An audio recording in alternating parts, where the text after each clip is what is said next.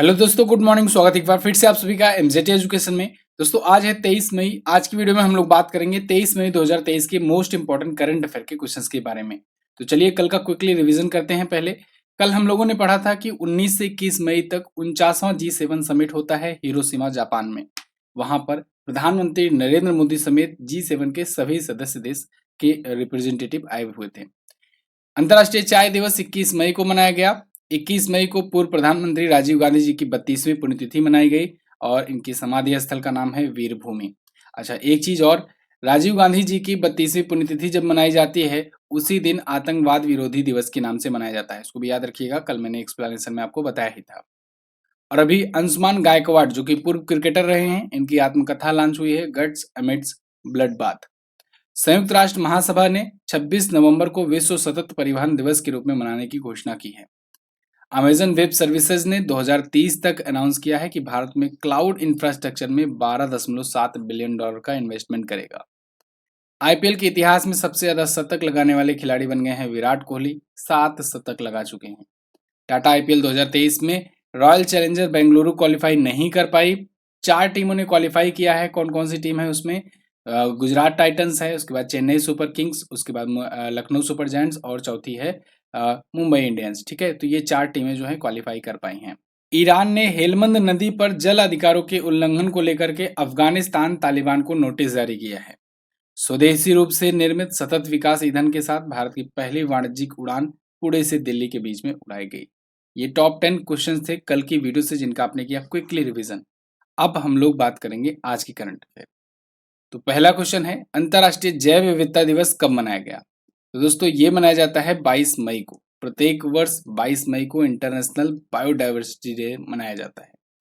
जो हमारी पृथ्वी पर बायोडायवर्सिटी है, बायोडायवर्सिटी यानी जैव की विविधता, जीवों की विविधता, हर प्रकार के जीव, ठीक है, जो है, चाहे आप उसे पेड़ पौधा ले लो, चाहे पशु पक्षी ले लो, चाहे जीव जंतु, चाहे जानवर, कीड़े मकोड़े, व्यक्ति, मनुष्य, सब बायोडायवर्सिटी के तहत आते हैं।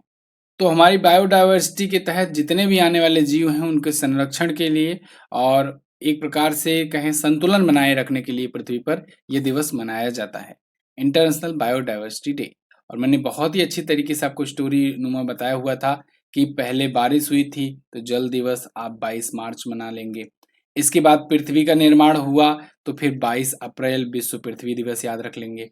फिर उस पर धीरे धीरे बायोडायवर्सिटीज आना शुरू हुई, तब आप फिर 22 मई को बायोडायवर्सिटी मना लेंगे। ठीक है, तो जल दिवस 22 मार्च, पृथ्वी दिवस 22 अप्रैल और 22 मई को बायोडायवर्सिटी दिवस मनाया गया।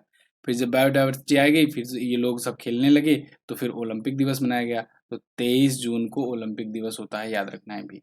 ठीक है, अच्छा एक थोड़ा सा मैं आपको आज टास्क देता हूँ। मई महीने का वैसे तो मैंने कई बार रिवीजन करवाया हुआ है, आज देखते हैं कितने लोगों को मई महीने का इंपॉर्टेंट डेट याद है। ईमानदारी से जितना भी याद हो 1 मई से लेकर के अभी तक का आप लोग कमेंट बॉक्स में लिख डालिए। ठीक है, चलिए तो इस बार की थीम फिलहाल अगर बात करें तो from agreement to action, build back biodiversity, ये है इस बार की थीम। आगे बढ़ते हैं। मुख्यमंत्री तीर्थ दर्शन योजना के तहत तीर्थ यात्रियों को मुफ्त में हवाई यात्रा प्रदान करने वाला देश का पहला राज्य कौन बना? वो बन गया है मध्य प्रदेश। मध्य प्रदेश सरकार ने अनाउंस किया है कि वो मुख्यमंत्री तीर्थ दर्शन योजना लॉन्च किए हैं, जिसके तहत जो बुजुर्ग और वरिष्ठ तीर्थ यात्री हैं उनको मुफ्त में वो भी हवाई यात्रा के थ्रू दर्शन कराए जाएंगे तीर्थ धामों के। ठीक है, यहाँ पर देखो, ये मध्य प्रदेश का ही ये आर्टिकल है, उनकी ऑफिशियल वेबसाइट है इस योजना के लिए। तो वहां पर जाने पर आपको मिलेगा यहाँ पर कि वरिष्ठ नागरिक जो 60 वर्ष या अधिक आयु के व्यक्ति हैं, महिलाओं के मामले में 2 वर्ष की छूट है, मतलब कि 58 वर्ष से ऊपर ही है, आयकर दाता नहीं है यानी इनकम टैक्स पेई नहीं है, तो उनको मध्य प्रदेश सरकार के द्वारा तीर्थ यात्रा कराई जाएगी, वो भी हवाई सुविधा के साथ। ठीक है, तो ये ऐसा करने वाला पहला राज्य बन गया है मध्य प्रदेश।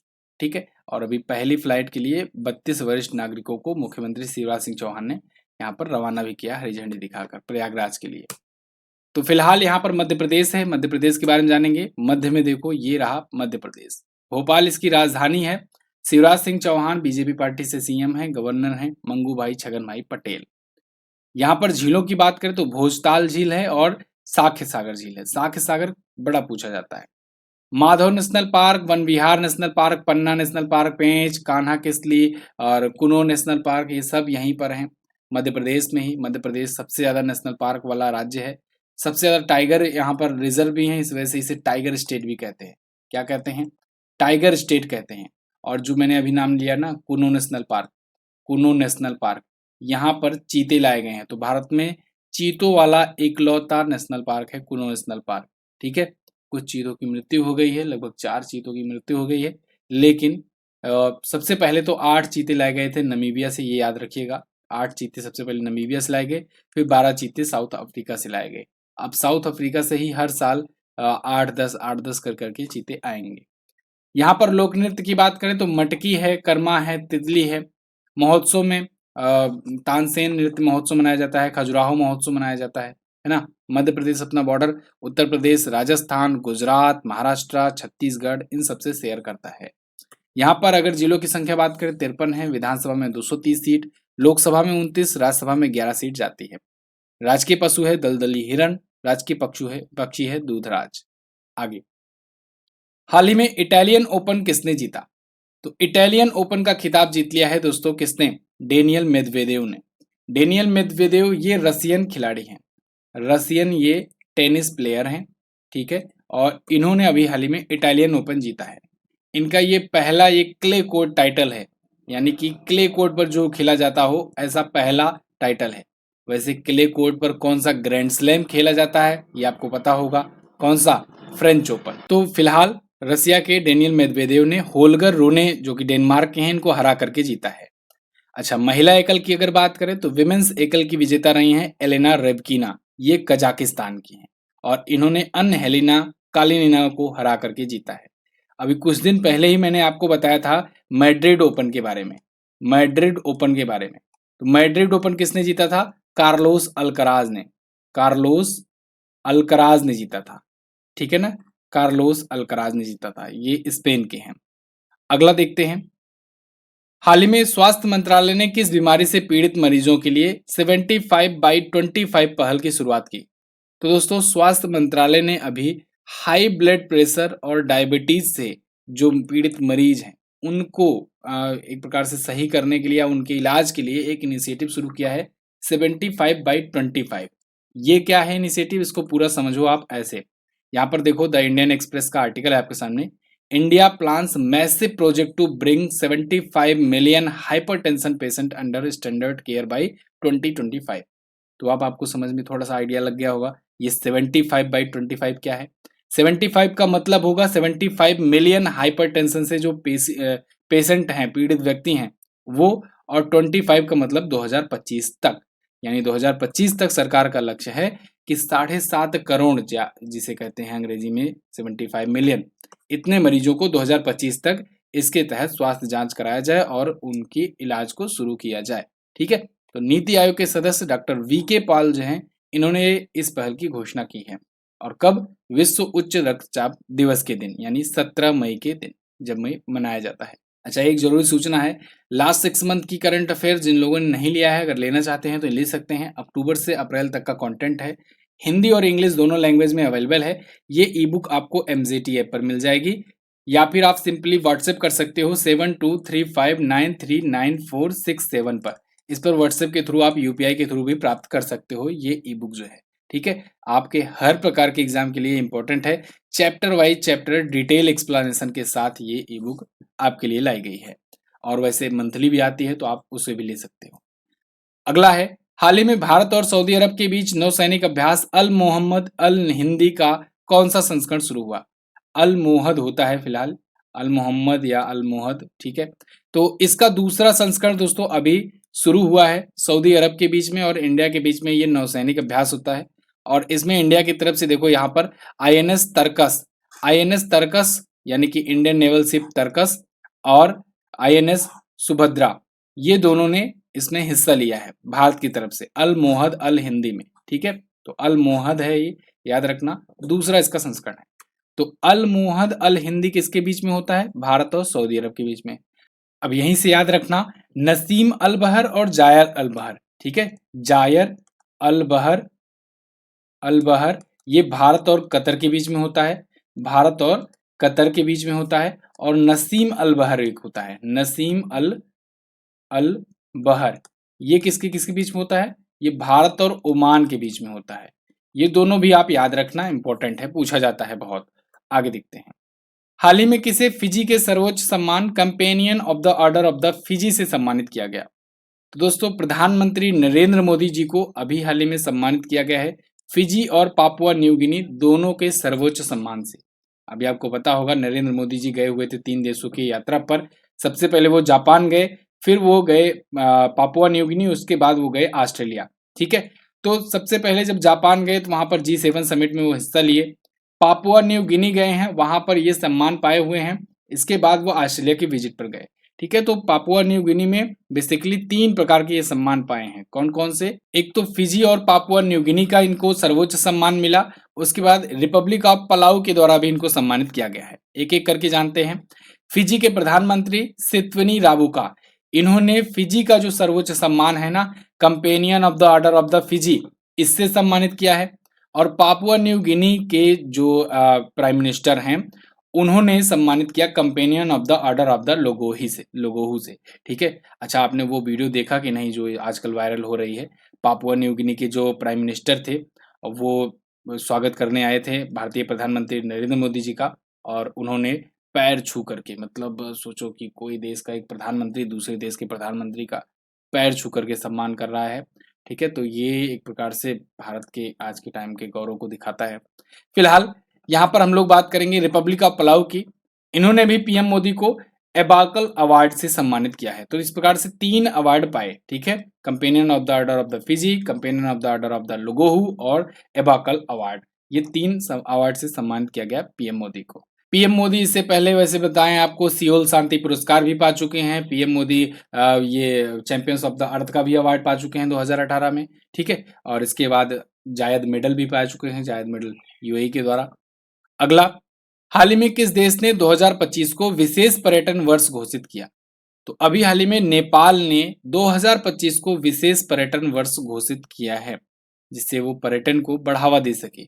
एक्चुअली में 2020 में जब कोविड आया था ना, 2020-21 में, तब इसका टूरिज्म बहुत ज़्यादा खत्म हो गया था लगभग में, और बहुत ज़्यादा गरीबी आ गई थी, क्योंकि नेपाल जो है ये समझ लो कि 80 to 90% डिपेंड रहता है टूरिज्म पर। और यहाँ पर टूरिज्म को बढ़ावा देने के लिए, अब और तेजी से बढ़ावा देने के लिए, यहाँ की गवर्नमेंट ने 2025 तक के लिए एक टारगेट रखा है कि 2025 को स्पेशल टूरिज्म ईयर डेडिकेट किया जाए, और टूरिज्म को बढ़ावा देने के लिए अगले 2 सालों में जो भी कर सकें वो यहाँ पर करें, जिससे ज़्यादा से ज़्यादा टूरिज्म को बढ़ावा मिले। तो इन्होंने घोषणा की है कि विक्रम संवत कैलेंडर 2080 हम आप जानते हो, देखो 57 साल आगे चलता है। ठीक है, विक्रम संवत है तो 57 साल आगे चलता है। 2023 चल रहा है, 2023 चल रहा है, जोड़ोगे तो कितना आएगा? 2080 आएगा। तो यही 2080 की बात की जा रही है। 2080 विक्रम संवत कैलेंडर के दशक को विजिट नेपाल दशक के रूप में घोषित किया गया है, और आने वाला 2 वर्ष बाद जो 2025 चलेगा, यानी विक्रम संवत 2082, इसको विशेष पर्यटन वर्ष के रूप में घोषित किया गया है। और मुझे नहीं लगता आपको वर्ल्ड मैप में नेपाल दिखाने की जरूरत पड़ेगी, आप में से किसी को भी। नेपाल यहीं पर जान लेते हैं, राजधानी काठमांडू है, प्रधानमंत्री पुष्प कुमार दहल हैं, प्रेसिडेंट बने हैं रामचंद्र पौडेल, और मुद्रा है यहाँ की नेपाली रुपया। ठीक है, आगे। हाल ही में किस देश ने 13वें सुधीरमन कप का खिताब जीता?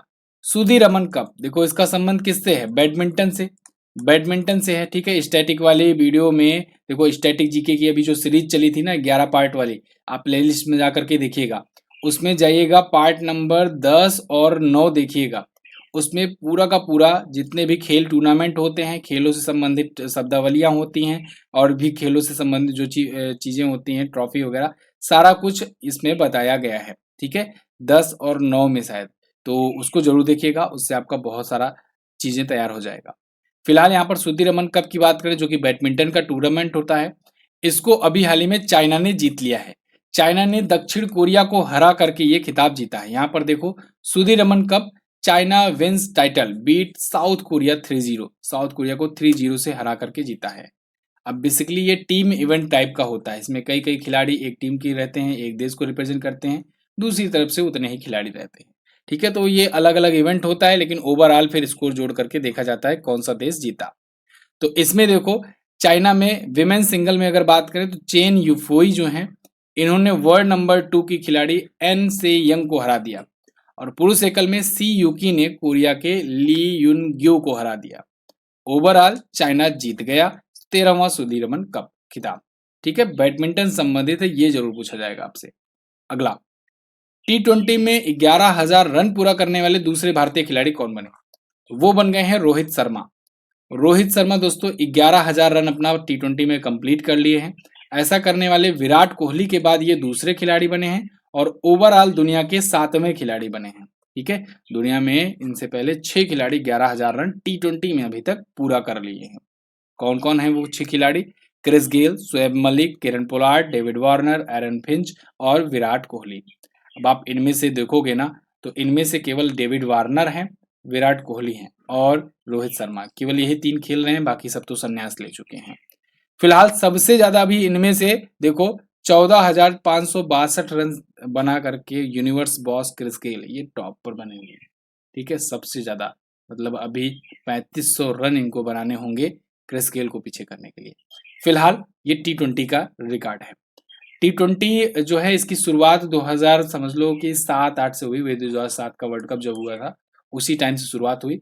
यही वजह है कि आपको इसमें सचिन तेंदुलकर या फिर कोई सौरभ गांगुली, राहुल द्रविड़ या पुराने खिलाड़ी अपने नहीं दिखाई देंगे, ठीक है, इस रिकॉर्ड में, क्योंकि 2007 तक वो लोग का आधा से ज्यादा कैरियर हो चुका था। चलिए आगे बढ़ते हैं। हाल ही में किस फुटबॉल क्लब ने लगातार तीसरी बार प्रीमियर लीग का खिताब जीता? तो प्रीमियर लीग का खिताब लगातार तीसरी बार जीत लिया है मैनचेस्टर सिटी ने। मैनचेस्टर सिटी एक क्लब है, फुटबॉल क्लब है, और ये देखो 3 इन ए रो, तीसरी बार लगातार इसने चैंपियनशिप जीत ली है, ये टाइटल जीत लिया है।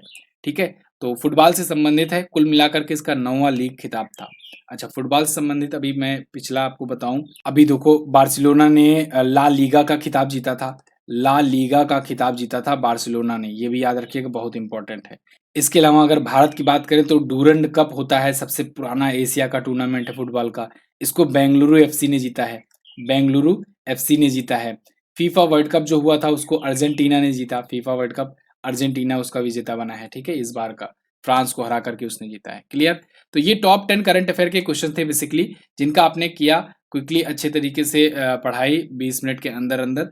अब हम लोग रिवीजन करेंगे, तो देखो जिनको रिवीजन करना है वो रुके, अगले 5 मिनट या 3 मिनट जो भी होगा, और जो लोग यहाँ तक आज ही के करंट अफेयर पढ़ना चाहते हैं वो जा सकते हैं। वीडियो एक्चुअली में लंबी हो जाती है क्योंकि लास्ट में यही रिवीजन ऐड किया गया है, इस वजह से वीडियो लंबी हो रही है आजकल।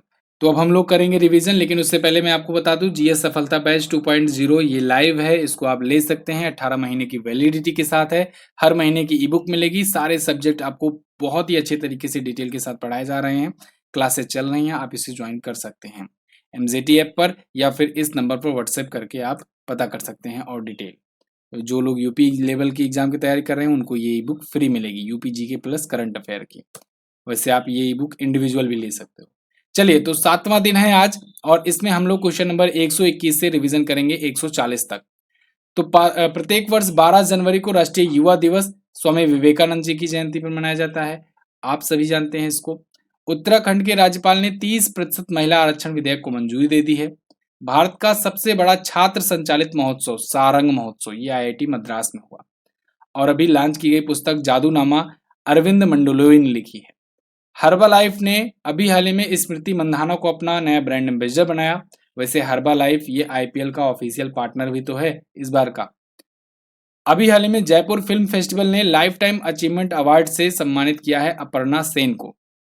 विश्व बैंक ने फाइनेंशियल ईयर 2023 में भारत की आर्थिक वृद्धि दर 6.9% की होने की भविष्यवाणी की है। गैबॉन जो है इसने अपनी पहली महिला उपराष्ट्रपति के रूप में रोज क्रिस्टियन को नियुक्त किया है। और ऑस्ट्रेलियाई सरकार ने अभी स्कूलों में पंजाबी भाषा को शामिल करने का फैसला लिया है। अमित शाह जी ने लाल किले में Jai Hind the new light and sound program का उद्घाटन किया। प्रधानमंत्री नरेंद्र मोदी जी ने 13 जनवरी को गंगा विलास लग्जरी क्रूज को हरी झंडी दिखाई वाराणसी से। ये वाराणसी से डिब्रूगढ़ तक गया। ये इसका पूरा नाम था राम प्रसाद बिस्मिल गंगा विलास लग्जरी क्रूज। ठीक है, और ये नदी क्रूज यात्रा थी। शांति कुमारी को तेलंगाना राज्य की पहली महिला मुख्य सचिव नियुक्त किया गया। ब्रिटिश राजशाही परिवार के प्रिंस हैरी ने अभी हाल ही में स्पेयर नाम से अपना एक संस्मरण जारी किया है। 23 और 24 जनवरी को सैन्य टैटू और जनजातीय नृत्य महोत्सव आदि शौर्य पर्व पराक्रम का ये आयोजित किया गया नई दिल्ली में। और लोहड़ी पर्व मनाया गया दोस्तों मकर संक्रांति के अवसर पर। पंजाब, हिमाचल प्रदेश, हरियाणा, जम्मू कश्मीर वगैरह एरिया में ये ज़्यादा मनाया जाता है। क्लियर है? और उत्तर भारत में अगर बात करें जैसे यूपी, बिहार वगैरह में, तो यहाँ पर यही खिचड़ी के नाम से मनाया जाता है। क्लियर? इसके अलावा दिसंबर 2022 के लिए ICC player of the month का अवार्ड जीता है किसने? हैरी ब्रूक और एस्ले गार्डनर ने। 12 घंटे में 4500 पेनाल्टी किक लगा करके Guinness book of world record बना दिया है केरला ने। भारत और जापान के बीच में वीर गार्जियन अभ्यास हुआ है। वैसे भारत जापान के बीच में धर्म गार्जियन होता था पहले, अब वीर गार्जियन भी शुरू किया गया है। वैसे अभी सिन्यू मैत्री नाम से भी एक अभ्यास हुआ है। त्रिपुरा में अभी हाल ही में सहर्ष पहल शुरू किया गया है। त्रिपुरा राज्य सरकार ने सभी सरकारी स्कूलों में शुरू किया इसे। और अभी ग्रीस के पूर्व और अंतिम राजा कॉन्स्टेंटाइन द्वितीय का निधन हो गया है। ये अब देखो 140 क्वेश्चन तक हम लोग रिवीजन कर लिए हैं केवल 7 दिनों में ही। यही मैं कह रहा था, आप अगर रेगुलर रहोगे ना तो बहुत ही अच्छे तरीके से जनवरी से रिवीजन भी होता चलेगा आपका। तो जो लोग नए जुड़ रहे हैं, आज से जुड़ रहे हैं, वो लोग शुरू से जाकर के ये पिछले 7 दिनों की वीडियो देख डालें, साथ-साथ आप रिवीजन आपका होता चलेगा। और कल मैंने जो आपसे क्वेश्चन पूछा था कि स्टैच्यू ऑफ यूनिटी के मूर्तिकार रामवीर सुतार, इनको कौन सा नागरिक सम्मान मिल चुका है? इनको पद्म भूषण से सम्मानित किया जा चुका है। ठीक है, 2016 में पद्म भूषण से सम्मानित किए गए थे ये, और पद्मश्री भी मिल चुका है इनको। मधुमक्खियों के लिए वैक्सीन लॉन्च करने वाला दुनिया का पहला देश कौन बना? तो वो अमेरिका बन गया है। अच्छा, यहाँ पर पद्मश्री भी लगा दीजिएगा, इनको पद्मश्री भी मिल चुका है, पद्म भूषण भी मिल चुका है। ठीक है, दोनों ऑप्शन सही होगा। आज आपको क्या बताना है? आज आपको बताना है G7 से कब निकाला गया रसिया को और क्यों निकाला गया। दूसरा, चाय का जन्मदाता देश कौन है? दोनों क्वेश्चन के बारे में जो भी पता हो डिटेल में जरूर आंसर करना। मिलेंगे अगली वीडियो में, तब तक के लिए नमस्कार, जय हिंद, वंदे मातरम।